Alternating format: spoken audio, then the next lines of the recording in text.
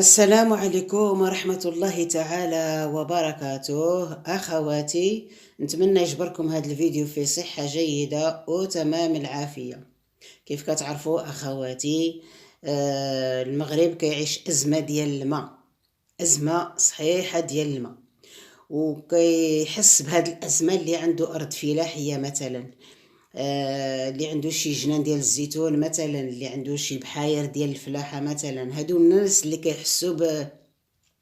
بيحسوا بقله الماء ويحسوا بالجفاف.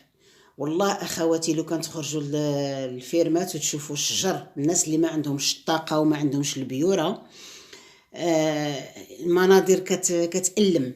والله الا كتألم. في الطريق ديال الرانات كاين الناس اللي ما عندهمش باش يسقيو الزيتون ديالهم، داك الزيتون ولا صافي فرشي كحل، ما بقاش صالح داك الزيتون، صافي الشجر مات بالجفاف. والله يرحمنا. المهم اخواتي، انا التدبير اللي غادي ندير معكم اليوم، كاين اللي غادي يقول تقمشي شبوخ قلة الشغل، كل واحد شنو غادي يقول. المهم انا اخواتي غادي نشارك معكم التدبيرات اللي كندير انا. هذه مده قبل ما تعلن الدوله على نقصان الماء، وما دير يعني راكم شفتوا الدوله راه دات بعض الاجراءات، يعني لتوفير الماء، الحفاظ على داك الشويه ديال الماء اللي باقي.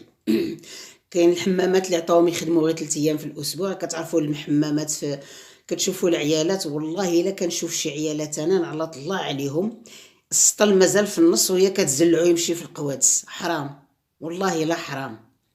وكاين داك اللافاج ديال الطوموبيلات، كاين لافاج د الزرابي، هادو كلهم كيخدموا بالماء نقي. المهم انا اخواتي، الفكره اللي بغيت نقول لكم، كنديروا الماكينه ديال الصابون تخدم، ياك؟ داك الماء ديالها كيمشي غير في القوادس، كيمشي غير في القوادس ضايع. انا عاده الماء نقي ديالها التشليلات الجوجه ديال التصبين كنجمعها في السطوله، كنجفف بها الدار. والله العلي العظيم هذه مده وانا كندير هذه القضيه قبل ما يكون كاع الجفاف. يعني داك الماء نقي كيعز عليا كنجفف به، ولا كنسيق به لاكوغ، ولا كاين ما يندار به.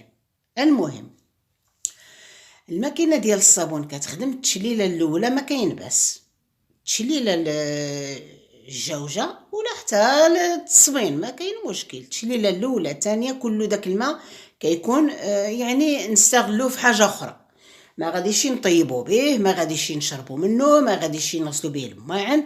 المهم غادي نصلحوه في حاجه اخرى. هو توفير واقتصاد، ونعاونوا الدوله، لان كل شيء الناس يديروا بحال هذه القضيه. غادي نحسوا شويه بلي رحنا كنديروا شي حاجه، حنا كنضحيو، كنديروا شي حاجه، كنشاركوا بشي حاجه مع الدوله. داك الماء اللي كيسيل من الماكينه ديال الماكينه الصابون كيهود هنا في السطوله. كندير السطوله، هما عندنا السطوله عامرين. هاد السطوله هادو كنديهم للحمام. اخواتي، داك السطوله كندخلهم هنا للحمام كيف كتشوفوا. واي واحد اعزكم الله دخل المرحاض، بدل ما يطلق لاشاس يكب السطل ديال الماء، وحتى جوج ديال السطوله ماشي مشكل. علاش؟ لان داك الماء ديجا راه غادي غير يمشي في القوادس، اللهم يمشي في الطواليت ينقيها. وكيف كتشوفوا اخواتي، هاد لاشاس هادي راه كتهز حتى 30 لتر ديال الماء.